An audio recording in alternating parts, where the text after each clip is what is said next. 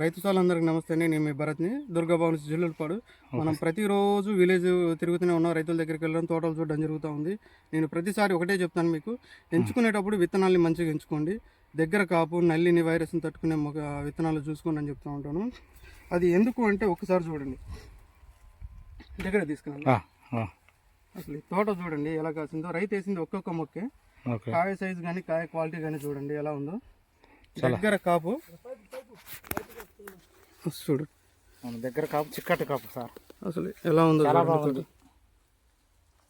కాయ సైజు కానీ కాయ క్వాలిటీ కానీ కలర్ కానీ. మార్కెట్లో పోతే ఈ కాయ అసలు ఆగదు, ఎమ్మటే తీసుకుంటారు. అసలు మనం మార్కెట్ తోటలో తిరగాలంటేనే కొమ్మలు ఇరుగుతాయని భయపడుతున్నాం. అంత కాపు కాసింది, అంత దగ్గర ఉంది, అంత గ్రోతింగ్ ఉంది తోట.